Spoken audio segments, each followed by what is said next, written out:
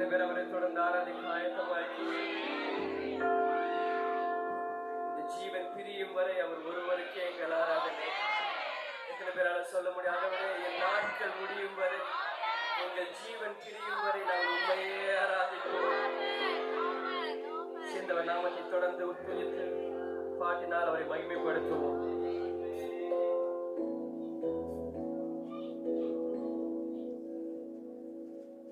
என் நாட்கள் முடியும் வரை, என் ஜீவன் பிரியும் வரை, என் சுவாசம் ஒழியும் வரை உம்மையே ஆராதிப்பேன், உம்மையே நான் ஆராதிப்பேன், உம்மையே நான் ஆராதிப்பேன், உம்மையே நான் ஆராதிப்பேன்.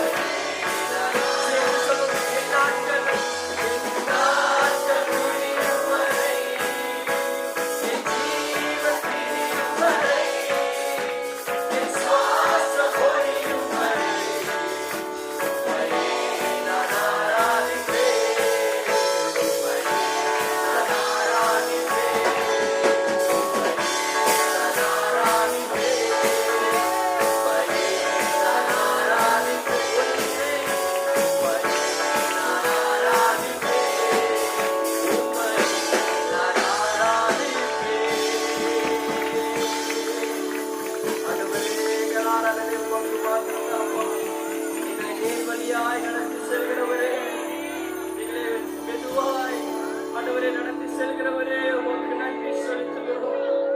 எங்கள் நல்ல மேய்ப்பனே, உமக்கு நன்றி அப்பா.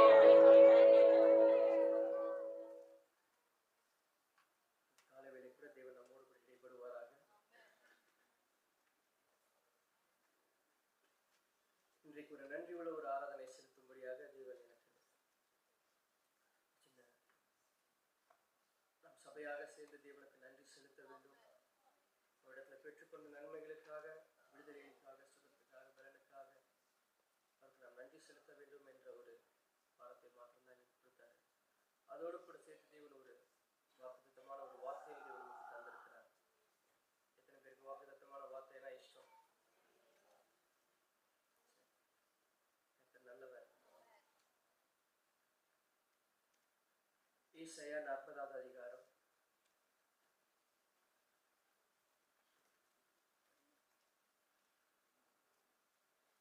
27 31 வரை வாசிப்போம். இஸ்ரவேலே, என் வழி கர்த்தருக்கு மறைவாயிற்று என்றும் என் நியாயம் என் தேவனிடத்தில் எட்டாமல் போகிறது என்றும் நீ சொல்வானே. பூமியின் கடையாந்திரங்களை சிருஷ்டித்த கர்த்தராகிய அநாதி தேவன் சோர்ந்து போவதும் இல்லை, இலைப்படைவதும் இல்லை. இதை நீ அறியாயோ? இதை நீ கேட்டது இல்லையோ? அவருடைய புத்தி ஆராய்ந்து முடியாதது.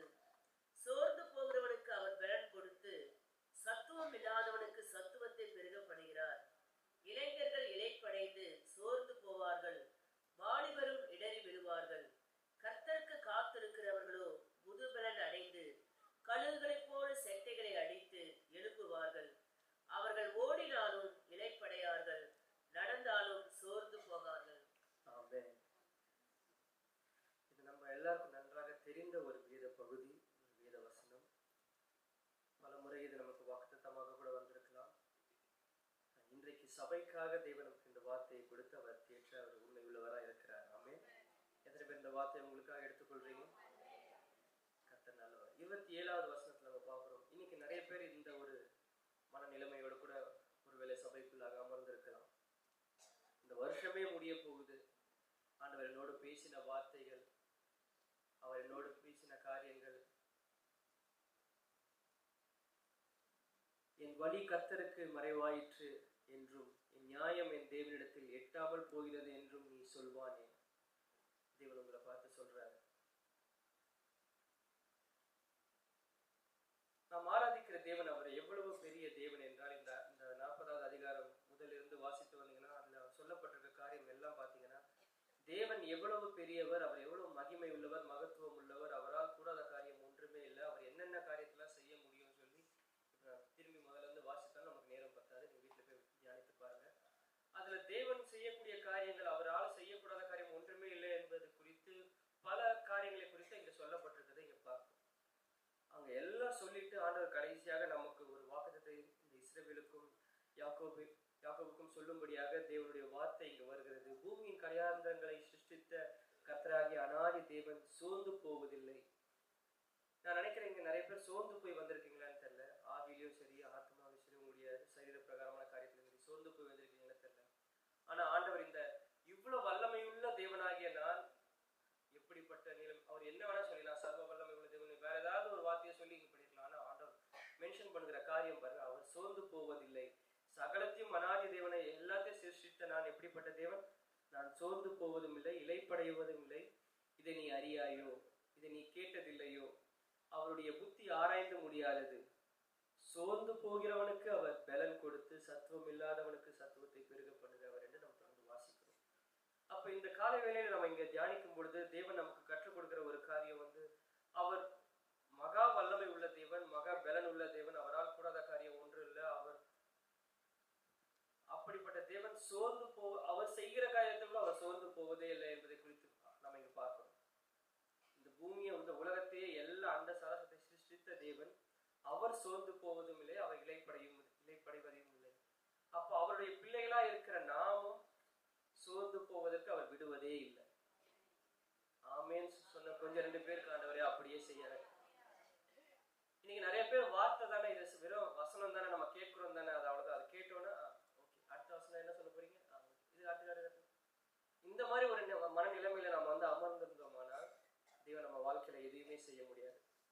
தேவனுடைய சபையிலிருந்தோ ஏதோ ஜெபம் பண்ணும் பொழுதோ ஆராதிக்கும் பொழுதோ ஏதோ ஒரு வார்த்தை உங்களுக்கு நேராக வருகிறது என்னும் பொழுது அதை உடனடியாக என்ன செய்ய வேண்டும்? அதை எனக்கு ஆண்டவர் சொல்லுகிறார் சொல்லி உடனடியாக அதை நம் வசப்படுத்திக் கொள்ளும் பொழுது தேவன் அந்த வார்த்தையின்படியே நம்மை ஆசீர்வதிக்க உண்மை உள்ளவராக இருக்கிறார். அவர் யாருக்கு இந்த காரியங்களை செய்கிறார் என்று பார்த்தீங்கன்னா, நாம் வாசித்தோம், அவர் சோர்ந்து போவதற்கு அவர் சத்துவத்தையும் பலனையும் அவர் அருளுகிற தெய்வமா இருக்கிறார் என்று நாம் இங்கு பெருக பண்ணுகிற தெய்வமா இருக்கிறார் இங்க பார்க்கணும். இதை எல்லாம் அவர் யாருக்கு செய்கிறார் என்று பார்த்தீங்கன்னா, சோர்ந்து போகிறவர்களுக்கு அவர் பலன் கொடுத்து சத்துவம் இல்லாதவனுக்கு சத்துவத்தை பெருக பண்ணுகிறார். இது யாருக்கா? சோர்ந்து இது தன்னுடைய பலத்துல ரொம்ப பெருமை கொள்கிறவனோ, தன்னுடைய ஞானத்துல பெருமை கொள்கிறோம், தன்னுடைய என்னால் எல்லாம் செய்து முடிச்சிட முடியும், எனக்கு யார் உதவியும் தேவையில்லை, எனக்கு ஆட்கள் இருக்கிறாங்க, நண்பர்கள் இருக்கிறாங்க, உதவிக்கு வெளிநாட்டுல மாமா இருக்காங்க, அத்தை இருக்காங்க, பெருமா இருக்காங்க, எல்லாம் பார்த்துப்பாங்க, இல்ல என் நண்பர் இருக்கா, எல்லாம், இது யாரையும் நான் குறிப்பிட்ட எதுவும் இல்லை. ஆனா உங்களுடைய சுய பலத்திலேயோ உங்க சுய ஸ்கில்ஸ்லயோ இல்ல உங்களுடைய டேலண்ட்ஸ்லயோ சார்ந்து கொள்கிற பெருமைப்படுகிற கான்பிடண்டா இருக்கிற உங்க யாருக்குமே ஆண்டவர் இது செய்யலையா? யாருக்கு செய்கிறாரு? சோர்ந்து போகிறவனுக்கு பலனை கொடுத்து சத்துவம் இல்லாதவனுக்கு சத்துவத்தை பெருக பண்ணுகிறார் என்று நம்ம வாசிக்கிறோம்.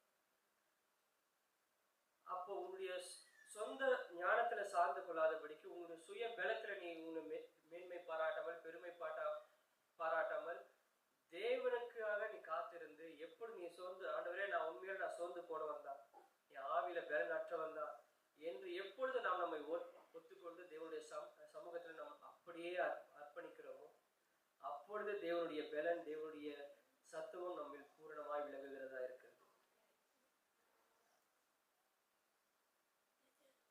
இன்னைக்கு நிறைய பேர் தம்முடைய எனக்கு இது இருக்கு நான் செஞ்சிருவேன், எனக்கு இவ்வளவு பேர் இருக்காங்க நான் செய்திருவேன், என்னால நான் சொன்னா இத்தனை பேர் வருவாங்க, சொன்னா இத்தனை பேர் எனக்காக வந்து நிற்பாங்க, இந்த ஒரு மனநிலைமை உள்ள யாராலையும் என்ன பண்ண முடியாதா? வாழ்க்கையில எந்த ஒரு உயரத்துக்கும் சென்றடையவே முடியாது என்பதை ஆணித்தரமாக சபையின் நடுவே நான் சொல்லிக் கொடுத்தேன். என்னைக்கு நம்மை தாழ்த்தி வெறுமையாக்கி ஆண்டவரே நான் இல்ல நீங்க தான் அப்படின்ற என்னைக்கு நம்ம ஒப்பு கொடுக்கிறோமோ அந்த நிமிடம் வரையும் ஆண்டவர் நம்ம வீட்டுல எதிர்பார்ப்பார். அப்போதான் ஆண்டவராலேயே நம்ம வாழ்க்கையில கிரியை செய்ய முடியும். இந்த ஈகோ, இந்த ஒரு பெருமை, இந்த ஒரு நான் தான் அப்படின்ற ஒரு எண்ணம் நம்ம வாழ்க்கையில இருக்கிற வரைக்கும் ஆண்டவர் நம்ம வாழ்க்கையில எந்த ஒரு கிரியையும் செய்து நம்ம வாழ்க்கையில எல்லா நன்மைகளும், நம்ம வாழ்க்கையில எல்லா நற்காரியங்களும் தடை செய்யப்பட்டு ஒரு நிலைமையிலேயே காணப்படும் பாருங்க. அது ஏன்னு பாத்தீங்கன்னா இந்த ஒரு நிலைமையால தான். அப்ப நாம என்றைக்கு ஆண்டவரே நான் சோர்ந்து போனவன் தான், என் வாழ்க்கையில எதுவுமே நான் சத்துவமற்ற ஒரு நம்மை தாழ்த்து வெறுமையாக்கி அவர் சமூகத்துல ஒப்படைக்கும் போது, நீங்க எத்தனை பேர் அப்படி ஒரு தாழ்மையான ஒரு சத்துவமற்ற ஒரு சோர்ந்து போன நிலைமையில வந்திருக்கீங்க? இன்னைக்கு இந்த வார்த்தை உங்களுக்கு தான். ஆண்டவர் உங்களை பலப்படுத்த போகிறார், உங்களை தைரியப்படுத்த போகிறார், உங்களை சத்துவத்தை தேவன் பெருக பண்ண போகிறார். இந்த வருஷ கடைசியில உங்களை இப்படியே முடிஞ்சிடும் நினைச்சிருந்த உங்களுக்கு ஆண்டவர் இல்ல, நான் பெருக பண்ண போகிறேன், நான் உங்க சத்துவத்தை பெருக பண்ண போகிறேன், உங்க பலனை பெருக பண்ண போகிறேன் ஆண்டவர் வாக்களிக்கிறேன். இந்த வருஷம் முடிகிறதுக்குள்ளாக தேவன் உங்களை ஒரு மகிமையான சாட்சியாக உங்க சபைக்குள்ள நிற்க போகிறார். கர்த்தர் நல்லவர். அது மாத்திரம் இல்லாமல் அடுத்த இந்த வசனத்துல பார்க்கிறோம், வாலிபர்களும் என்ன சொல்ற, இளைஞர்களும் இலைப்படைந்து சோர்ந்து போவார்கள், வாலிபரும் இடறி விழுவார்கள் என்று இங்க வாசிக்கிறோம். அப்ப இந்த வசனத்தின்படி பார்க்கும் பொழுது வாலிபர் இப்போ சாதாரண மனுஷன் யோசிக்கிறது மாத்திரம் இல்ல, சாதாரண பிள்ளைகள் யோசிக்கிறதை காட்டிலும் வாலிபர்கள் இன்னும் அதிகமா யோசிப்பார்கள். வேத வசனமே இங்க சொல்லுது. அப்போ என்னுடைய இந்த உலகம் தேடுவது யாரை? இந்த உலகம் தேடுவது இந்த உலகத்தில் இருக்கிற எல்லா முக்கியமான நபர்கள் எல்லாரும் யாரை அதிகமா தேடி இருக்காங்க, யாரை தங்களுடைய கைவசம் படுத்திக் கொள்ளணும்னு ரொம்ப அதிகமா விரும்புகிறார்கள் பார்த்தீங்கன்னா வாலிபர்களை. வாலிபர்களால் எல்லாம் கூடும். அவங்க நினைச்சாங்கன்னா அந்த வாலிப பிராயத்துல அவங்களுடைய சரீர சுகத்துல பலத்துல அவங்களால் மிகுதியில எல்லாவற்றையும் மற்ற நபர்கள் மற்ற மனுஷர்கள் செய்வதை காட்டிலும் அதிகமாய் அவங்களால செய்ய முடியும். அதனால்தான் இந்த உலகம் வாலிபர்களை அதிகமாய் தேடுகிறது, வாலிப பிள்ளைகளை அதிகமாய் கவுண்டிங் ஆன் தெம் அப்படின்னு சொல்லலாம். ஆக இந்த காலவெளியிலே அவர்கள் மாத்திரம் இல்ல, எவனை விழுங்கலாமோ என்று பட்சிக்கிற சிங்கத்தை போல அவன் வகை தேடிக் கொண்டிருக்கிறான். அப்போ நாம் இப்போ வேத வசனமே வாலிபர்களும் விழுவார்கள். அப்போ வேத வசனத்தின்படி பார்க்கும்பொழுது நாம் நிற்கிறோம் என்று சொல்லக்கூடிய எந்த ஒரு காரியமும் நம்ம வாழ்க்கையில யார் எப்போனாலும் என்ன பண்ணலாம், விழக்கூடிய இந்த ஒரு நிலைமையில சத்ரு அப்படிதான் நம்ம என்ன சுற்றி வகை தேடி கொண்டிருக்கிறான்னு வாசிக்க பார்க்கிறோம். ஆனா அதை காட்டில இன்னும் ஒரு முக்கியமான ஒரு காரியம், தேவனும் வாலிப பிள்ளைகளை தான் கண்ணோக்கி பார்த்து கொண்டிருக்கிறார். அவரை தம்முடைய அம்பரா தூணியில் என்ன பண்றாரு, மூடி மறைக்கிறார் என்று நம்ம வாசிக்கிறோம். பலவான் கையில் உள்ள ஒரு அம்பாய் தேவன் வாலிபர்களை பார்க்கிறார். அப்படி இப்படிப்பட்ட உங்களுக்கு எல்லாருக்கும் தெரிந்த வசனங்கள், வாலிபர்களை தேவன் எப்படி பார்க்கிறார் அப்படின்னு நம்ம பார்க்கும் பொழுது அந்த அளவுக்கு தேவன் வாலிப பிள்ளைகள் மேல் ஒரு கரிசனை உள்ளவர்களாக ஒரு கவனம் உள்ளவர்களாக இருக்கிறார். ஆனா அந்த வாலிபர்கள் கூட என்ன பண்ண முடியுமா, விழுந்து போக கூடும். ஆனா தேவன் தம்முடைய அந்த வாலிபர்களும், நான் வாலிப பிராயத்துல இருக்கிற என்னால கூட எல்லாம் செய்திட முடியும், நான் எனக்கு சுயமா எனக்கு சம்பாத்தியம் இருக்கு, எனக்கு பலன் இருக்கு, எனக்கு திராணி இருக்கு, என் நண்பர்கள், என்னுடைய என்ன சொல்லுவாங்க, என்னோட லாபியே வேற அப்படின்னு, என்னுடைய ரேஞ்சே வேற, என்னுடைய லெவலே வேற. இதெல்லாம் யார் சொல்றது, என் அட்டியே வேற, அப்படிதானே? இதெல்லாம் கொஞ்ச நாள் தான். எத்தனை நாளுக்கு?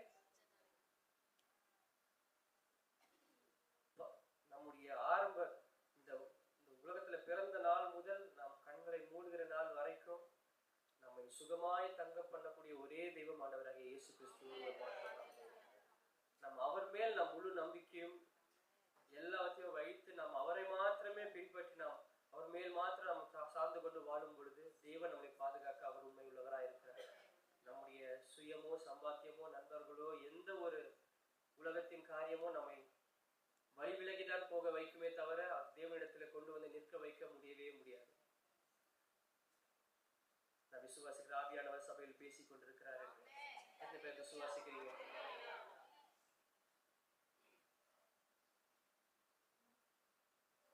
யார் ஒருவர் ஆண்டவரே நான் சோர்ந்து போன, நான் ஒரு பலவீனமான ஒரு பாண்டம் என்று யார் ஒருவர் தங்களை ஒப்பு கொடுக்கிறார்களோ, ஆண்டவரே என்னில வல்லமை எதுவும் இல்லை, என்னுடைய பலன் எதுவும் இல்லை, உண்மை அல்லாமல் என்னால் எதுவும் செய்ய முடியாது, அந்த காரியத்தை அந்த வார்த்தையை யார் அறிக்கை செய்கிறவர் மாத்திரம் இல்ல, தன் இதயத்திலும் உள்ளத்தின் ஆழத்திலிருந்து நாவினால் வார்த்தையினால் அறிக்கை செய்கிறார்களோ அவர்களுக்கு தான் தேவன் இந்த பலத்தை பெருக பண்ணுகிறவராய் இருக்கிறார், கிருபையை பெருக பண்ணுகிறவராய் இருக்கிறார், சோர்ந்து போன சத்துவத்தை பெருக பண்ணுகிறவராய் இருக்கிறார்.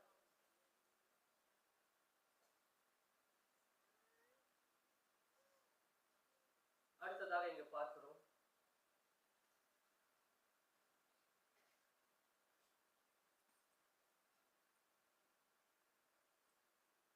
31வது வசனத்தில் அழகாய் சொல்லுகிறது, கர்த்தருக்கு காத்திருக்கிறவர்களோ புது பலன் அடைந்து. இங்க சொன்னது பார்க்க, சோர்ந்து போகிறவர்களுக்கு அவர் பலன் கொடுத்து சத்துவம் இல்லாதவனுக்கு சத்துவத்தை பெருக பண்ணுகிறார். இளைஞர்கள் இலைப்படைந்து சோர்ந்து போவார்கள், வாலிபரும் இடறி விடுவார்கள். ஆனால் கர்த்தருக்கு காத்திருக்கிறவர்களோ புது பலன் அடைந்து கழுகுகளைப் போல செட்டலை அடைத்து எழும்புவார்கள். அவர் ஓடினாலும் இலைப்படையார்கள், நடந்தாலும் சோர்ந்து போவார்கள். அப்ப இந்த வார்த்தையின்படி பார்க்கும் பொழுது யாருக்கு தேவன் காரியங்களை செய்கிறாரு பாத்தீங்கன்னா, யாருக்கு இந்த புது பலன் கிடைக்குதுன்னு பாத்தீங்கன்னா, கர்த்தருக்கு காத்திருக்கிறவர்களோ. இது நமக்கு நன்றாக அறிந்த ஒரு சத்தியம். நம்ம எப்பொழுதுமே அறிந்த தேவன் பல முறை சபையில் பேசி நாம் இது நன்ற சில பேர் மனப்பாடமா கூட சொல்லக்கூடிய ஒரு வசனமா கூட இருந்தாலும், இன்றைக்கு தேவன் இந்த காரியத்தை மீண்டும் நமக்கு ஞாபகப்படுத்த விரும்புகிறார். கர்த்தருக்கு காத்திருக்கிற ஒரு அனுபவத்தை குறித்து இந்த காலையிலே தேவன் நம்மத்தில் அவர் மீண்டும் அவர் பேச விரும்புகிறார். ஏன் பேசுறாரு, ஏன் இந்த காரியத்தை மீண்டும் மீண்டும் பேசுறாரோ, அப்போ நாம் அதுல எப்படிப்பட்டவர்களா இருக்கிறோம், குறைவுள்ளவரா இருக்கிறோம் என்பதனால்தான் ஆவியானவர் மீண்டும் நம்ம இடத்தில் இடைப்படுகிறார். அப்போ கர்த்தருக்கு காத்திருக்கிற ஒரு அனுபவம் மிக மிக சிறந்த ஒரு அனுபவம். நாம் எப்படி தேவன் நமக்காக வைத்திருக்கிற அந்த பலத்தையும் அந்த ஆசீர்வாதத்தையும் அந்த சத்துவத்தையும் நாம் பெற்றுக்கொள்கிறோம் என்று பார்த்தால், எவன் ஒருவன் தேவனுக்காக கர்த்தருக்காக காத்திருக்கிறானோ அவனோட வாழ்க்கையில தான் தேவன் பெரிய காரியங்களை செய்கிறார். இப்போ கர்த்தருக்காக காத்திருக்கிறோம் என்று சொன்ன உடனே, ஆண்டவர் நான் கர்த்தருக்காக காத்திருக்கிறேன்னு சொல்லி பாசிவா அமைதியா எதுவும் பண்ணாம எந்த ஒரு காரியம் செய்யாம, ஆண்டவரே என் வாழ்க்கையில நீரே என் வாழ்க்கையில ஏதாவது செய்யுங்கன்னு சொல்லி ஆண்டவர் எனக்காக ஏதாவது ஒரு காரியத்தை செய்யும் வரைக்கும் அமைதலாக எந்த ஒரு காரியமா நான் காத்துட்டு இருக்கேன், ஆண்டவர் செய்வாரு, வெயிட் பண்ணிட்டு இருக்கேன் அப்படின்னு சொல்லி அந்த சொல்கிற அந்த காரியம் அல்ல. யாருக்கு தேவன் இந்த சத்துவத்தை பெருக பண்ணுகிறார்? இந்த காத்திருப்புதல் என்றால் என்ன என்றால் இரண்டு காரியங்களை நாம் இங்க பார்க்கிறோம். எவன் ஒருவன் தேவனை தேடுகிறானோ, எவன் ஒருவன் தேவனை சார்ந்து கொள்கிறானோ, இந்த ரெண்டு பிள்ளைகளுக்கு, இந்த ரெண்டு அனுபவம் உள்ள கர்த்தருக்கு காத்திருக்கிற பிள்ளைகளுக்கு தேவன் பெரிய காரியங்களை செய்கிறார். யார் யாருக்கு? தேவனுக்கு. எவன் ஒருவன் தேவனை தேடுகிறார்களோ, எந்த ஒரு தேவ பிள்ளை தேவன் மேல் சார்ந்து கொள்கிறார்களோ அவர்களுக்கு கர்த்தர் பெரிய புது பலனை தருகிறார். அவர்கள் சட்டை எடுத்து எழும்புவார்கள் என்று நம்ம இங்க பார்க்கிறோம். இந்த வசன தேவனுக்கு காத்திருக்கிறதை குறித்து நம்ம வாசிக்கும் பொழுது பல வசனங்களை நம்ம இங்க பார்க்கிறோம். நீதிமொழிகள் 8:17 வாசிங்க.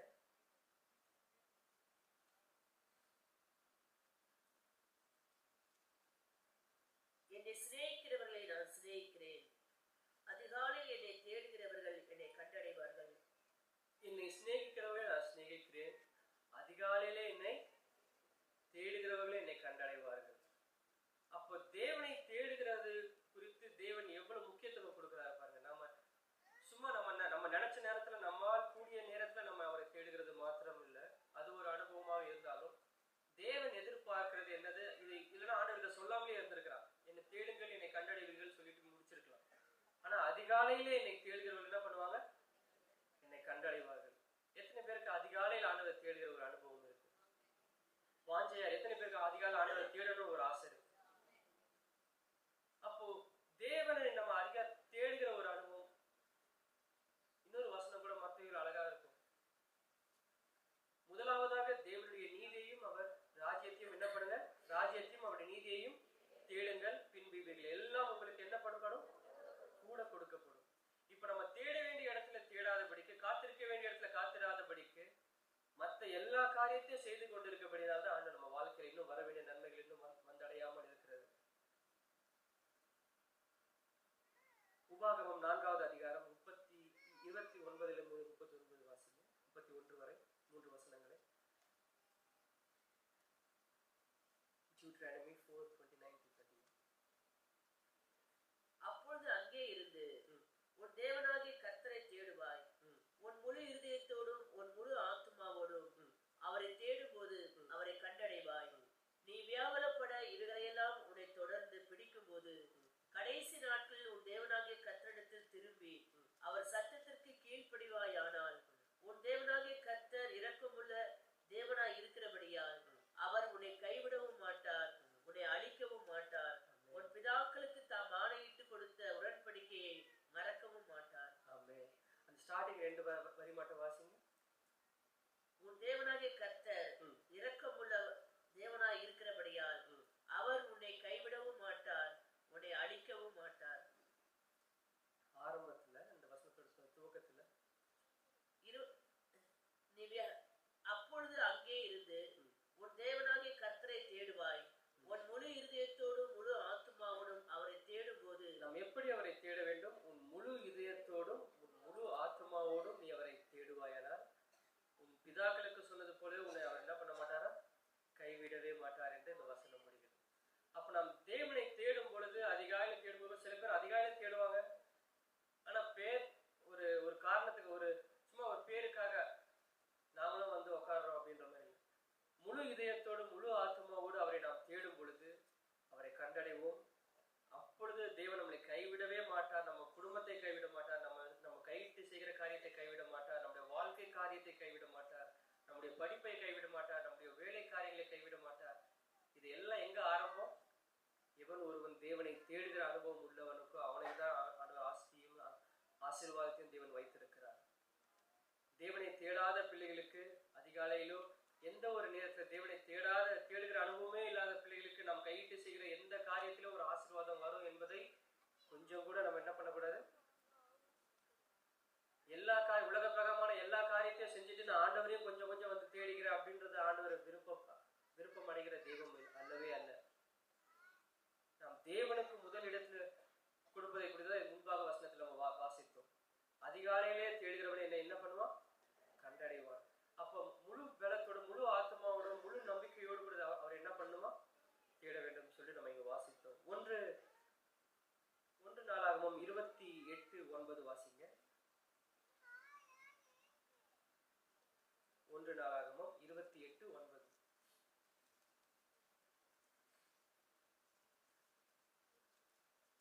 என் குமாரனாகிய சாலமோனே, நீ உன் பிதாவின் தேவனை அறிந்து அவரை உத்தம இருதயத்தோடும் உற்சாக மனதோடும் சேவி. கர்த்தர் எல்லா இருதயங்களையும் ஆராய்ந்து நினைவுகளின் தோற்றங்களை எல்லாம் அறிகிறார். நீ அவரை தேடினால் உனக்கு தென்படுவார். நீ அவரை விட்டு விட்டால் அவர் உன்னை என்றைக்கும் கைவிடுவார். ஆமென். இது யாருக்கு சொல்றது?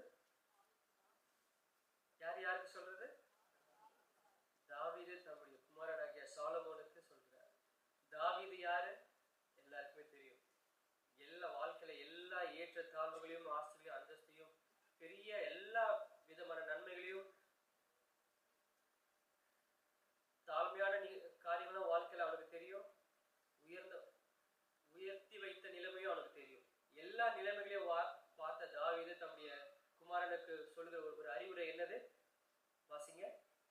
என் குமாரனாகிய சாலமோனே, என் குமாரனாகிய சாலமோனே, நீ உன் பிதாவின் தேவனை அறிந்து, நீ உன் பிதாவின் தேவனை அறிந்து அவரை உத்தம இருதயத்தோடும் உற்சாக மனதோடும் சேவி.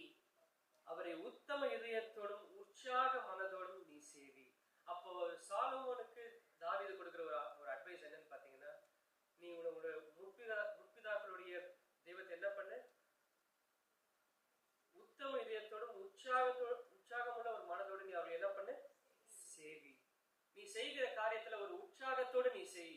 ஏனோ தானோன்னு செய்யாத, ஏதோ பேருக்காக செய்யாத. ஒரு உற்சாகமுள்ள ஒரு ஆவியோடு, ஒரு நான் தேவனை கண்டடைய வேண்டும், அவரிடத்துல நன்மை பெற்றுக்கொள்ள வேண்டும், அவருடைய ராஜ்யத்தை நீ அப்படி தேடு சொல்லி என்ன பண்ற? தாவீது சாலமோனுக்கு ஒரு அறிவுரை சொல்கிறதை பார்க்கிறோம். அப்படி செய்யும் பொழுது உன் வாழ்க்கையில எப்படி எல்லாம் காரியங்கள் நடக்கும் என்பதை குறித்து அவருடைய தாவீதோட வாழ்க்கையே சாலமோனுக்கு ஒரு பெரிய ஒரு பெரிய படிப்புக்குரிய ஒரு காரியமா இருக்கும். எத்தனை பேருக்கு தேவன் அப்படி ஒரு வாழ்க்கையை ஆளணும்னு ஆசைப்படுறீங்க? நான் தேவனை தேடும் பொழுது என் வாழ்க்கையில எல்லா நன்மைகளையும் நான் என் பிள்ளைங்க பார்க்கணும், அடுத்து என் பிள்ளை, என் சந்ததியை பார்க்கணும் அப்படின்னு எத்தனை பேர் ஆசைப்படுறீங்க? தேவன் அப்படிப்பட்ட ஒரு வாழ்க்கையை உங்க எல்லாருக்கும் தேவன் தருவாராக. ஆமென். அடுத்ததாக நம்ம பார்க்கிறோம், இவ்வளவு நேரம் ஆண்டவரை தேடுகிற பிள்ளைகளுக்கு தேவன் என்னென்ன செய்கிறார் என்று பார்த்தோம். அடுத்ததாக, எவன் ஒருவன் தேவனை சார்ந்து கொள்கிறானோ அவனுக்கு தேவன் தம்முடைய பலத்தை பெருக பண்ணுகிறார் என்று நாம் பார்க்கிறோம். கர்த்தரை தேடு, கர்த்தருக்கு காத்திருக்கிற ஒரு அனுபவத்தை குறித்து நாம் தியானிக்கும் பொழுது 2 காரியங்களை நாம் தியானிக்கிறோம். அதில் கர்த்தரை தேடுகிற ஒரு அனுபவம், அடுத்ததாக தேவன் மேல் சார்ந்து கொள்கிற, தம் நம்பிக்கையை முழுமையாய் கொள்கிற ஒரு அனுபவம். வாசிப்போம். ஏசாயா 26ஆம் அதிகாரம் 4வது வசனம். ஏசாயா 26:4.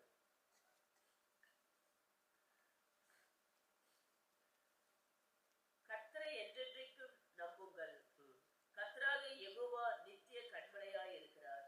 ஆமென். கர்த்தரை என்றென்றைக்கும் நம்புங்கள். கர்த்தராகிய யெகோவா என்றென்றைக்கும் நித்திய கன்மலையாய் இருக்கிறார். நாம் நம்பத்தக்க ஒரே ஒரு கன்மலை அவர் ஒருவர் மாத்திரம்தான். இந்த உலகத்துல நம்பிக்கை என்ற இந்த காரியத்தை எவ்வளோ இந்த ட்ரஸ்ட் இஷ்யூன்னு சொல்லுவாங்கல்ல இந்த உலகத்துல, அது யாரையுமே முழுமையா நம்ப கூடாத அளவுக்கு இந்த காலம் அப்படிப்பட்ட ஒரு காலமாக மாறிக்கொண்டு வருகிறது. எத்தனை பேர் ஆமென் என்று சொல்றீங்க? இதுவரைக்கும் வெளியில இருக்க புறஜாதிகளோடு கூட ஒரு நல்ல ஃப்ரெண்ட்ஷிப்பா, ஒரு நல்ல நண்பர்களாக மாறி ஒரு நல்ல ஒரு நட்போடு கூட இருந்தாங்க. அந்த நட்பு கூட சில நேரத்துல மாறி போகுது. அடுத்து குடும்ப காரியங்கள் மாறி போகுது. சகோதர சகோதரிகள் கூட நம்ப முடியாத நிலைமையில வருகிறது. கண்டு கட்டின புருஷ மனைவி இவங்களோட வாழ்க்கையில கூட காரியங்கள் என்ன பண்ணுது? நம்பத்தக்காத அளவுக்கு காரியங்கள். கடைசி காலமா இருக்கனால அன்பு அற்ற போகும் என்ற ஒரு வார்த்தை எல்லா வாழ்க்கையில நிஜமாகி கொண்டே வருகிற இந்த உலகத்தில் நிறைவேறி கொண்டிருக்கிற இந்த காலத்துல நம்பிக்கை என்ற ஒரு காரியம் இல்லவே இல்லை என்பதை, இதை விட இந்த உலகத்துல இன்னும் மோசமான நிகழ்ச்சிகள் வரும்பொழுது நீங்கள் கண்கூடாக பார்த்தீர்கள். கேட்கிற கேட்கிற செய்திகள், பார்க்கிற காணொளிகள்லாம் பார்க்கும் பொழுது இந்த உலகம் எங்க சென்று கொண்டிருக்கிறது என்பதை குறித்து நாம் நிதானிக்கவே முடியவில்லை. அப்படிப்பட்ட ஒரு நிலைமையில் இருக்கும் பொழுது இங்க நம்ம ஆண்டவர் என்ன சொல்கிறார் பாருங்க, அவரை மாத்திரம் சார்ந்து கொண்டு, அவரே உனக்கு நித்திய கண்மலையா இருக்கிறார். நாம் நம்பத்தக்க நித்திய கண்மலை ஆண்டவராக இயேசு கிறிஸ்து ஒருவர் மாத்திரமே. அவர் மேல் நான் நம்பிக்கை வைக்கும் பொழுது அந்த நம்பிக்கையை அவை குலைக்க ஒன்றுமே அவரால் என்ன பண்ண முடியாது. நம்முடைய முழு நம்பிக்கைக்கு பாத்திரவான் அவர் ஒருவர் மாத்திரம்தான். நீங்க ஒருவேளை உங்க குடும்பத்துல உங்களுடைய வேற எது மேலேயாச்சும் நம்பிக்கை வைத்திருந்தீங்களோ அதை இன்றைக்கே நீங்க அதை நிப்பாட்டிருங்க. அது எந்த ஒரு நபரோ, எந்த ஒரு சகோதரனோ சகோதரியோ, எந்த ஒரு நீங்க ஒரு மலை போல நம்பி இருக்கிற ஒரு மனிதராக இருக்கலாம், அது யாரா வேணாலும் இருக்கலாம், இல்ல அது உங்களுடைய சுய சம்பாத்தியமா இருக்கலாம், இல்ல எந்த ஒரு நன்மையான காரியம் எதுவா வேணாலும் இருக்கலாம். ஆனா இந்த உலகத்துல நம்பக்கூடிய ஒரே ஒரு விஷயம், நம்பிக்கைக்குரிய ஆண்டவராக இயேசு கிறிஸ்து ஒருவர் மாத்திரமே. அவர் மேல் மாத்திரம் உங்கள் நம்பிக்கையை வைங்க. அவர் உங்களை கைவிடவே மாட்டார். எந்த ஒரு நிலையிலும் உங்களை கை தூக்கி எடுக்க அவர் உண்மை உள்ளவராக இருக்கிறார். நீதிமொழிகள்ல இருந்து ஒரு வசனத்தை வாசிப்போம். 3வது அதிகாரம் 5-6 வாசிங்க. நீதிமொழிகள் 3:5-6. உன் சுய புத்தியின் மேல் சாயாமல் உன் முழு இருதயத்தோடும் கர்த்தரில் நம்பிக்கையாய் இருந்து உன் வழியிலெல்லாம் அவரை நினைத்துக்கொள். அப்பொழுது அவர் உன் பாதைகளை செவைப்படுத்துவார். ஆமென். இது எல்லாருக்கும் தெரிந்த ஒரு பிடித்த ஒரு வசனம். ஆண்டவருடைய வழிகள் நம்முடைய வழிகளில் நாம் சாயாதபடிக்கு நம்முடைய வாழ்க்கை காரியங்கள் எல்லா நிலைகளிலும் அவரை மாத்திரம் நம்பிக்கையாய் கொண்டு, அவரில் மாத்திரம் பற்றுதலாய் வைத்து, அவரில் மாத்திரம் நாம் சார்ந்து கொள்வோமே ஆனால் நம்முடைய காரியங்கள் எல்லாவற்றையும் அவர் வாய்க்கை செய்வார் என்று நீதிமொழிகள் எல்லாம் வாசிக்கிறோம். இந்த நீதிமொழிகள் எழுதினது யாரு? ஒரு மகா ஞானி. அவங்க எல்லாவற்றையும் பார்த்து கடந்து வந்து இந்த சாலமோன் சொல்கிற இந்த காரியம் நமக்கு கற்றுக் கொடுக்கிற ஒரு காரியம், உங்களுடைய வழிகளில் எல்லாம் நீ அவரையே நினைத்துக்கொள், வேற எதன் மேலே நீ சாயாத, தேவனின் மேல் மாத்திரம் உன்னுடைய பற்றுதலை வைத்துவிடு, அவர் உன் காரியங்களை எல்லாவற்றையும் அவர் வாய்க்க செய்வார். ஆமென். எத்தனை பேர் இந்த அறிவுரைகளை எடுத்துக்கொள்கிறீங்க? இது எல்லாம் நமக்கு தெரியாதவைகள் ஒன்றுமே இல்லை. இங்க நான் பேசுகிற எல்லா காரியங்களும் ஆல்ரெடி கேட்டது, எல்லாம் தெரிந்ததுதான். ஆனா ஆண்டவர் நமக்கு மீண்டும் அதை ஞாபகப்படுத்த விரும்புகிறார் என்றால், நம்ம வாழ்க்கையில ஏதோ ஒரு காரியத்தின் ஒரு பகுதியில நாம் அவரை தவிர்த்து விட்டு நாம் ஏதோ ஒரு காரியத்தை செய்து கொண்டிருக்கோம். கெட்டிங் பேக் டு பேசிக்ஸ் அப்படின்னு சொல்லுவாங்க. என்னது கெட்டிங் பேக் டு பேசிக்ஸ்னா, இந்த வேதாகமத்தோடைய பேசிக் ஸ்டாண்டர்ட்ஸ்க்கு மீண்டும் நாம் வர வேண்டும். நமக்கு பல சத்தியங்கள் தெரியும், பரிசுத்தம் எல்லாவற்றும், ஞானஸ்தானத்தை குறித்து, பரிசுத்தாவியை குறித்து, அதை குறித்து, இதை குறித்து, வேத வசனத்தை குறித்து, அப்போஸ்தலர் குறித்து, சுவிசேஷத்தை குறித்து எல்லா ஞானமும் நம்மளுக்கு பயங்கரமா பெருகி கொண்டு எல்லாவற்றையும் நம்ம படிக்கிறோம், ஞாபகம் வச்சுக்கிறோம், கேட்கிறோம், போகிறோம், வருகிறோம். ஆனா கீழ்ப்படிய வேண்டிய காரியத்துக்கு கீழ்ப்படியாம, நடைப்படுத்த வேண்டிய காரியத்துக்கு நடைப்படுத்தாதபடிக்கு, ஆண்டவர் நம்பிக்கை வைக்க வேண்டிய காரியத்தை நம்பிக்கை வைக்காம, இன்னும் நாம எது எதுமோ செய்கிறோமோ அதை தான் நாம் செய்து கொண்டே வருகிறதுனால தான் நம்ம வாழ்க்கையில் இன்னும் ஆசீர்வாதங்கள் இல்லை. இன்னைக்கு நாம் எல்லாத்தையும் நம்ம இப்ப ஏபிசி உங்களுக்கு இன்னும் ஈஸியா புரியணும்னா, எல்கேஜி எப்ப கற்றுக் கொடுப்பாங்க? ஏபிசிடிலாம் எப்ப கற்றுக் கொடுப்பாங்க? எல்கேஜில யூகேஜிலாம் கற்றுக் கொடுப்போம். இப்போ நாம எங்க போயிட்டோம்? 10th 11th 12th எல்லாம் முடிச்சு, சில பேர் காலேஜ் டிகிரி முடிச்சு அடுத்து டாக்டரேட் வரைக்கும் கூட போயிட்டாங்க. ஆனா இன்னும் ஏபிசிடியே தெரியல. என்ன தெரியல? ஏபிசிடி தெரியலன்னா நீ லிட்டரலா ஏபிசிடி தெரியலன்னு நான் சொல்லல, அந்த நிலைமையில இருக்க காரியங்களே இன்னும் தெரியலன்னு சொல்ல வரேன். 40வது அதிகாரம் 29வது வசனத்தை மீண்டும் வாசிங்க. சோர்ந்து போகிறவனுக்கு அவர் பலன் கொடுத்து, சத்துவம் இல்லாதவனுக்கு சத்துவத்தை பெருக பண்ணுகிறார் அப்படின்னு வாசிக்கிறோம். இந்த இடத்துல பார்க்கிற இந்த 2 வசனங்கள், சோர்ந்து போகிறவனுக்கு, சத்துவம் இல்லாதவனுக்கு, இந்த 2 வார்த்தைகள் எதை குறிக்குதுன்னு பாத்தீங்கன்னா,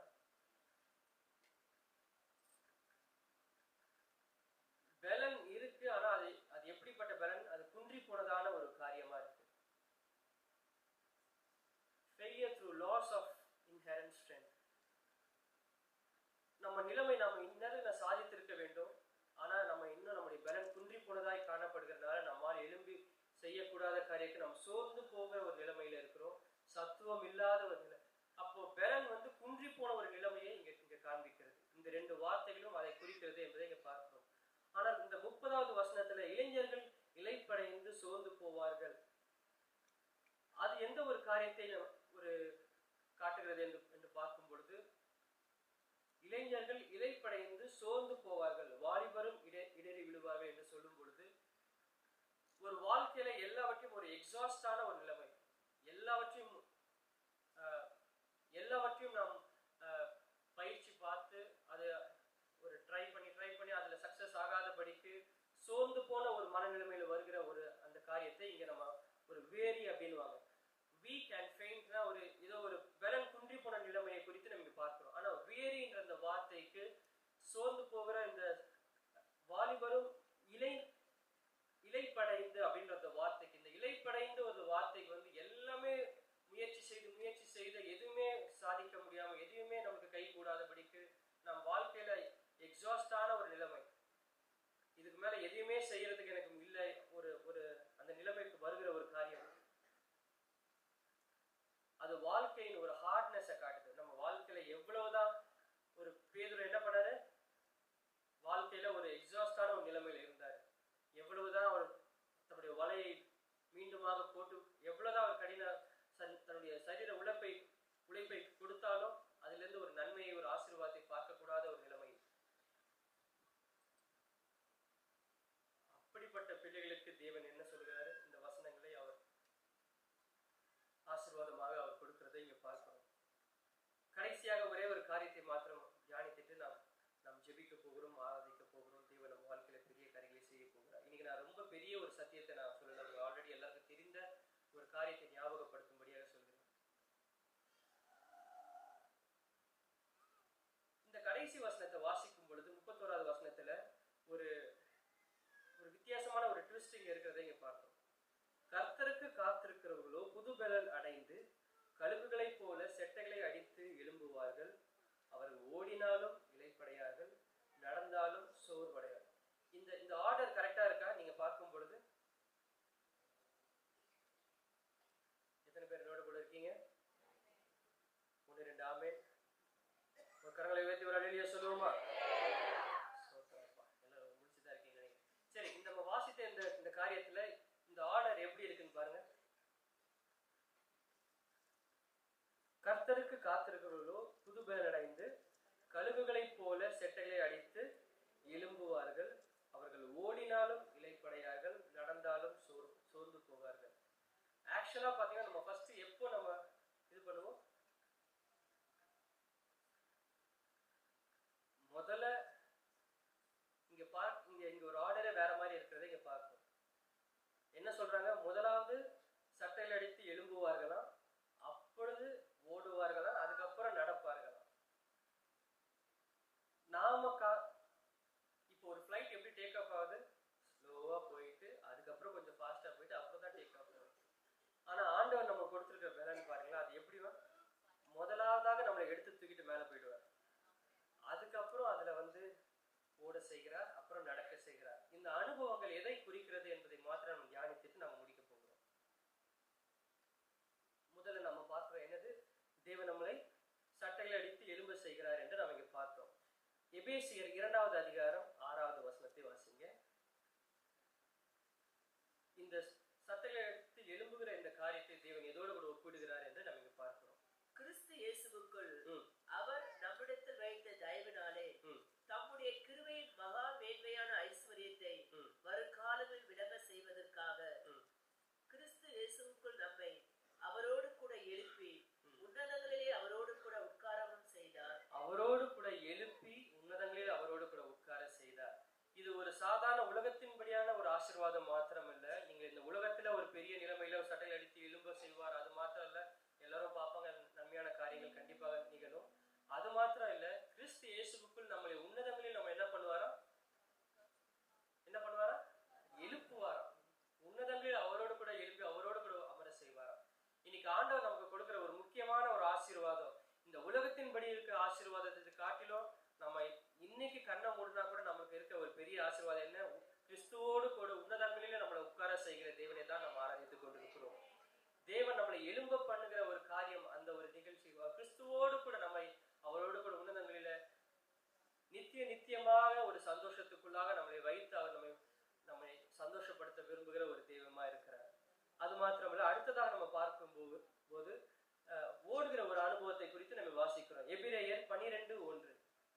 எபிரேயர் 12:1.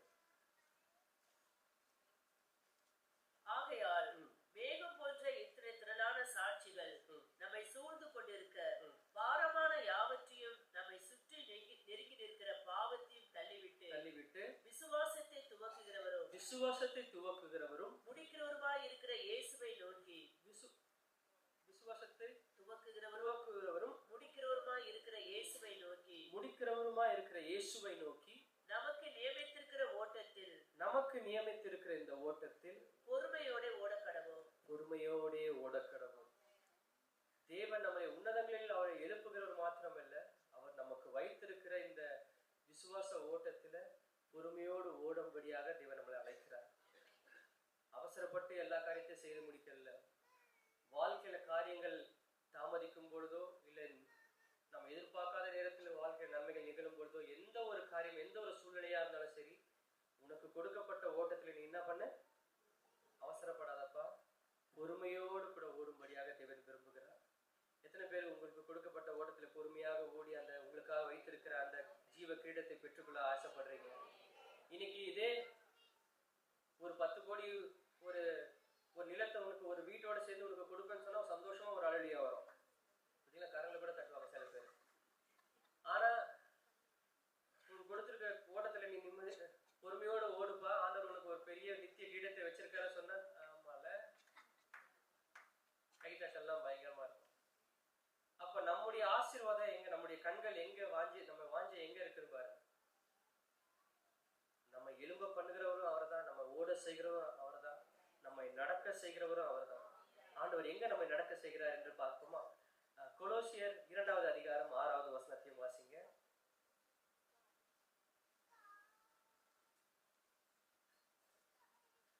கொலோசியர் 2:6.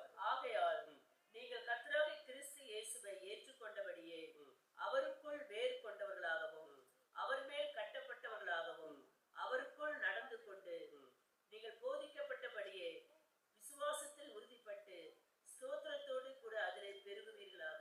ஆமென். அந்த வசனத்தை மட்டும் திரும்பி வாசிங்க. அவருக்குள் வேர் கொண்டவர்களாகவும் நீங்கள் கர்த்தராகிய இயேசு கிறிஸ்துவை ஏற்றுக்கொண்டபடியே அவருக்குள் வேர் கொண்டவர்களாகவும் அவர் மேல் கட்டப்பட்டவராகவும் அவருக்குள் நடந்து கொண்டு. அப்ப தேவன் எதிர்பார்க்கிற காரியம், நாம் ஒரு கிறிஸ்துவ ஜீவியம் செய்கிற ஒரு சாதாரண ஒரு பிள்ளைகளாக அல்ல, அவருக்குள் வேர் கொள்ளுகிற ஒரு அனுபவத்தை தேவன் எதிர்பார்க்கிறார். இன்னைக்கு நிறைய விசுவாசிகள் இந்த ஃபேன் ஆன் பண்ணா கூட அப்படி விழுந்துருவாங்க நினைக்கிறேன். அவருடைய அவ்வளவுதான், ஒரு பெருங்காற்றுலாம் தேவையில்லை, இல்ல யாராவது வந்து புடுங்கி போடணும்னு அவசியம் இல்லை. அவருடைய ஆவிக்குரிய நிலைமை எப்படி இருக்கு? ஃபேனை 3ல வச்சா காலி. அந்த மாதிரி ஒரு அளவுல தான் அவருடைய நம்பிக்கை, விசுவாசம், பற்றுதல் தேவன் மேல அவ்வளவுதான் இருக்கு. அப்ப தேவன் நம்ம இடத்துல எப்படி எதிர்பார்க்கிறா? வேரூன்றி இருக்க தேவன் செய்கிறார். யார் வந்தாலும் பவுல் அழகா சொல்லுவார், உங்க எல்லாருக்கும் தெரிந்த வசனம் என்ன? என்னுடைய தேவனுக்கும் எனக்கும் உள்ள அந்த அன்பை விட்டு என்னை பிரிப்பவன் யார்? பசியோ, வியாகுலமோ, நிர்வாணமோ, நாசமோசமோ, இந்த உலகத்தின் எந்த ஒரு காரியமோ என்ன பண்ணது? தேவனை விட்டு, கிறிஸ்துவின் அன்பை விட்டு என்ன பிரிக்காது. இதை எத்தனை பேரால சொல்ல முடியும்? சூழ்நிலைகள் வரும்பொழுதுதான் தெரியும். காரியங்கள் நம்ம வாழ்க்கையில லேட் ஆகும் போதுதான் தெரியும். தேவன் நம்ம இடத்துல ஒரு சாதாரண ஒரு கிறிஸ்துவ வாழ்க்கை, அது யார் வேணா, இந்த சாதாரண வாழ்க்கை யார் வேணா வாழ்ந்துட்டு இருப்பாங்க. ஆனா ஆண்டவர் எதிர்பார்க்கிற ஒரு ஆவிக்குரிய உண்மையான கிறிஸ்துவ வாழ்க்கை இது. தேவனுக்குள்ளாக, கிறிஸ்துவுக்குள்ளாக வேர் பற்றி வாழ்கிற ஒரு அனுபவம், அவர் மேல், அவருடைய வார்த்தையின் மேல் கட்டப்பட்ட ஒரு அனுபவம், ஒரு வாழ்க்கை. எத்தனை பேர் அப்படிப்பட்ட ஒரு வாழ்க்கை வாழ ஆயத்தமா இருக்கீங்க? நீங்க அப்படி வாழும் பொழுது உங்க வாழ்க்கை தேவனுக்குள்ளாக நடக்கப்படுகிற ஒரு அனுபவம். யார் தேவனோடு கூட நடந்தா? ஏனோக்கு தேவனோடு கூட நடந்தா. நிறைய இந்த ஆதியில நம்ம வாசிக்கிற எல்லா கேரக்டர்ஸும் தேவனோடு கூட சஞ்சரித்தார்கள்,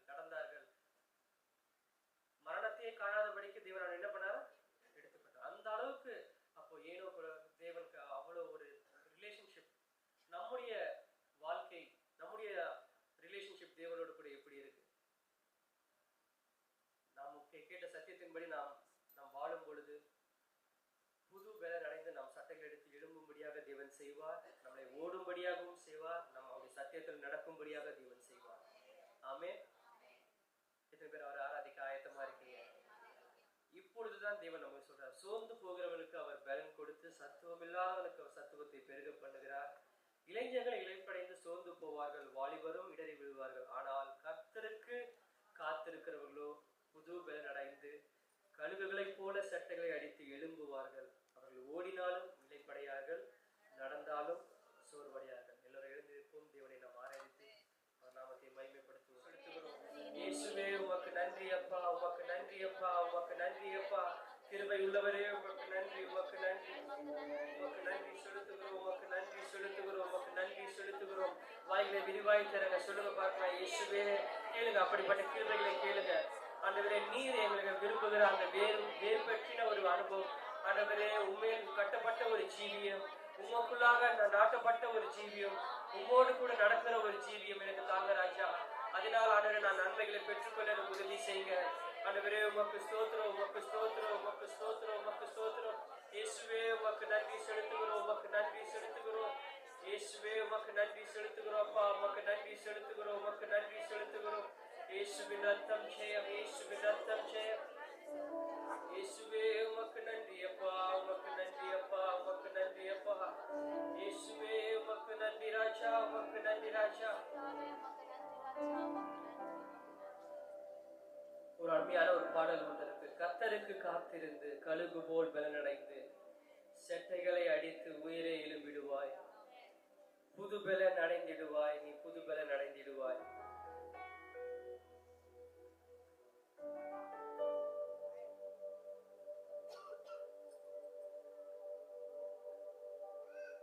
எத்தனை பேருக்கு இந்த பாடல் தெரியும்? சரி, சேர்ந்து பாடுவோம், தேவ நாமத்தை மகிமைப்படுத்துவோம். கர்த்தருக்கு காத்திருந்து புது பலன் அடைந்து சட்டைகளை அடித்து உயர எழும்பிடுவாய். கர்த்தருக்கு காத்திருந்து கழுகு போல் பலன் அடைந்து சட்டைகளை அடித்து உயர எழும்பிடுவாய், புது பலன் அடைந்திடுவாய், நீ புது பலன் அடைந்திடுவாய், நீ புது பலன்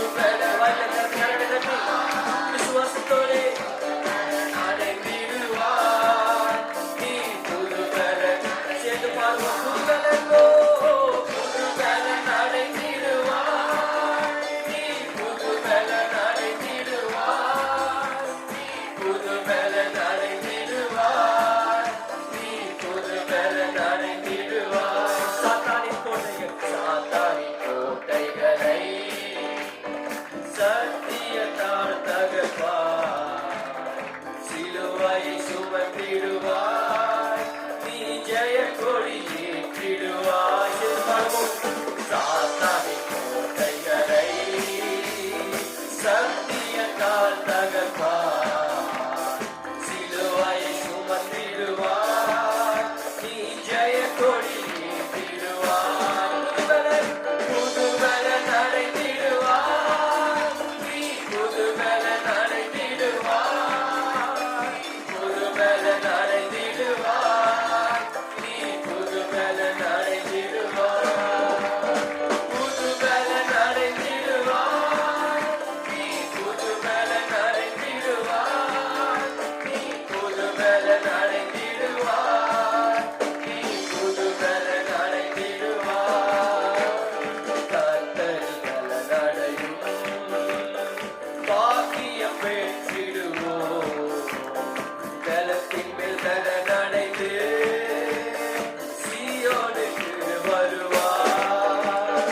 கர்த்தரின் பலனடைந்து பாக்கியம் பெற்றிடுவோம், பலத்தின் மேல் பலனடைந்து சீயோனுக்கு வருவாய்.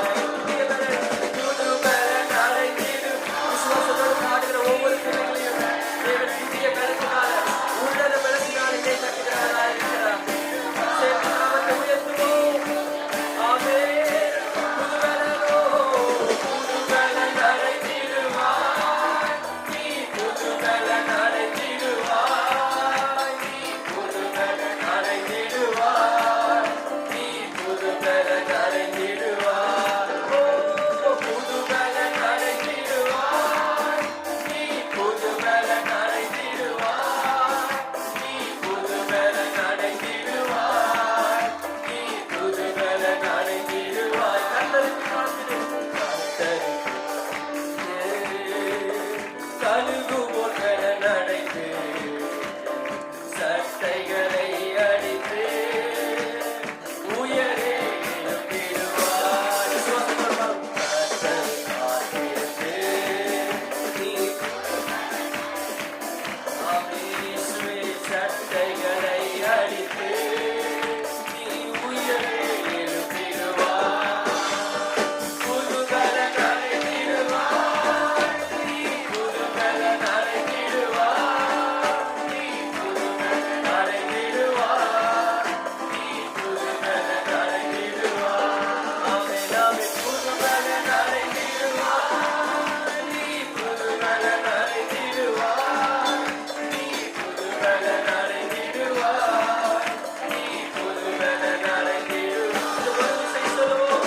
புது பலன் அடைந்திடுவாய், நீ புது பலன் அடைந்திடுவாய், நீ புது பலன் அடைந்திடுவாய், நீ புது பலன் அடைந்திடுவேன் என்று சொல்லுவார்கள். சொல்லுவோம். நான் புது பலன் அடைந்திடுவேன், நான் புது பலன் அடைந்திடுவேன், நான் புது பலன் அடைந்திடுவேன், நான் புது பலன் அடைந்திடுவேன். விசுவாசத்தோடு அறிக்கை செய்வோம். புது பலன் அடைந்திடுவேன், நான் புது பலன் அடைந்திடுவேன், நான் புது பலன் அடைந்திடுவேன், நான் புது பலன் அடைந்திடுவேன். கரங்களை தட்டி ஆண்டவரே, இந்த புதிய பலனை நீங்கள் ஒவ்வொரு வேளையும் ஊற்றுகிறார் ராஜா. ஆண்டவரே, உமக்கு நன்றி செலுத்துகிறோம். எங்களுக்கு ஒத்தாசை அனுப்புகிற பர்வதமே உம்மை உயர்த்துகிறோம். இயேசுவே, உமக்கு நன்றி செலுத்துகிறோம், உமக்கு நன்றி செலுத்துகிறோம். இயேசுவே, நீ நல்லவர், நீ நல்லவர், நீ நல்லவர்.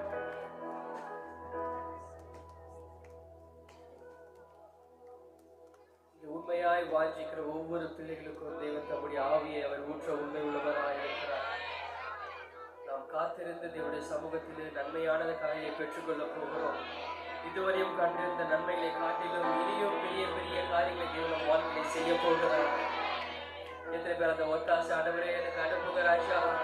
ஆண்டவரே, நான் காத்திருக்கும் பொழுது நான் எதிர்பார்க்கிறதும் வேண்டிக் கொள்வதற்கும் மிகவும் அதிகமாய் கிரியை செய்கிறவன் என் வாழ்க்கையில கிரியை செய்வீராக. ஆண்டவரே, அர்ப்பணிக்கிறேன் என்று சொல்லி உமக்கு நன்றி அப்பா, உமக்கு நன்றி அப்பா, உமக்கு நன்றி செலுத்துகிறோம். எனக்கு ஒத்தாசை அனுப்பும் பர்வதமே இயேசுவே, உம்மை நோக்கி பார்க்கிறேன், வெட்கப்பட்டு போவதில்லை. எனக்கு ஒத்தாசை அனுப்பும் பர்வதமே இயேசுவே, உம்மை நோக்கி பார்க்கிறேன், வெட்கப்பட்டு போவதில்லை. சொல்லுவோம், வெட்கப்பட்டு போவதில்லை, உயர பறந்திடுவே, தள்ளாடி நடப்பதில்லை, உயர எழும்பிடுவே. வெட்கப்பட்டு போவதில்லை, உயர பறந்திடுவே, தள்ளாடி நடப்பதில்லை, உயர எழும்பிடுவே.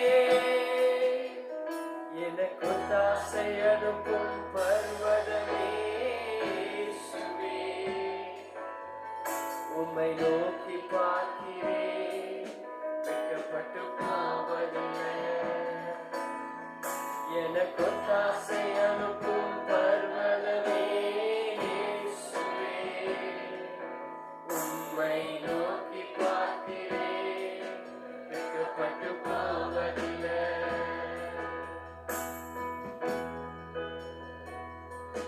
வெட்கப்பட்டு போவதில்லை, உயர பறந்திடுவே, நடப்பதில்லை, உயர எழும்பிடுவே.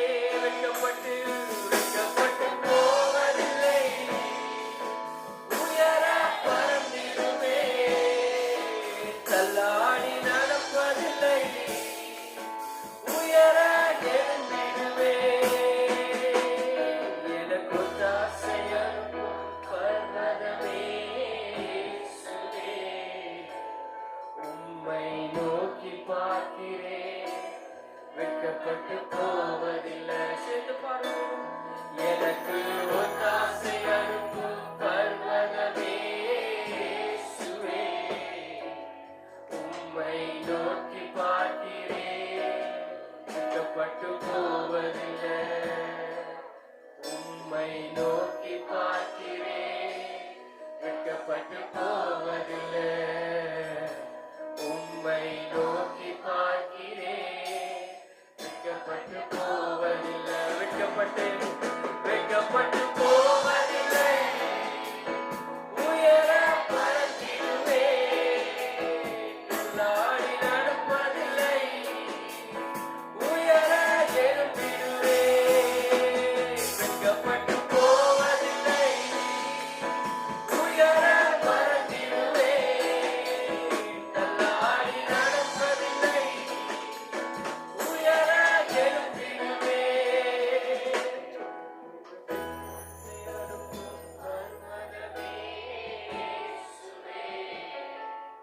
உம்மை நோக்கி பார்க்கிறேன், வெட்கப்பட்டு போவதில்லை. எனக்கு ஒத்தாசை அனுப்பும் பர்வதமே இயேசுவே, உம்மை நோக்கி பார்க்கிறேன், வெட்கப்பட்டு போவதில்லை. அவரை நோக்கி பார்த்த முகங்கள் ஒரு நாளும் வெட்கப்பட்டு போகவே இல்லை. அவர்கள் பிரகாசம் அடைந்தார்கள் என்றுதான் தேவனுடைய வசனம் சொல்கிறது. அவரை நோக்கி பார்த்த முகங்கள் ஒரு நாளும் வெட்கப்பட்டு போகவே விட மாட்டார். நம்மளும் மாத்திர கரங்களை தட்டி, ஆண்டவரே உமக்கு நன்றி அப்பா. எத்தனை பேர் காத்திருக்க ஆயத்தமா இருக்கீங்க? இந்த வருஷத்தின் கடைசியில அதை நாங்கள் எதெல்லாம் உங்களுக்கு ஒப்பு கொடுக்கணுமோ, எங்கள் வாழ்க்கையை சீரமைக்கணுமோ, ஸ்திரப்படுத்தணுமோ, உங்களுடைய சமூகத்துல காத்திருக்க வேண்டிய கிருபைகளை தாங்க என்று கேளுங்க பார்க்கலாம். உன் வாயை விரிவாய்க்கிற நான் அதை நன்மையா நிரப்புவேன் என்று சொன்ன ஆவியானவர் இந்த கால வேளை நம்மோடு அவர் பேசி இருக்கிறார். இயேசுவே உமக்கு நன்றி, உமக்கு நன்றி, உமக்கு நன்றி செலுத்துகிறோம். நன்மை செய்கிறவர், நன்மை செய்கிறவர், அவர் நன்மை செய்கிறவராகவே நம்மத்தில் அவர் சுற்றி திரிகிறார். ஆண்டவரே உமக்கு நன்றி அப்பா, நன்றி ராஜா.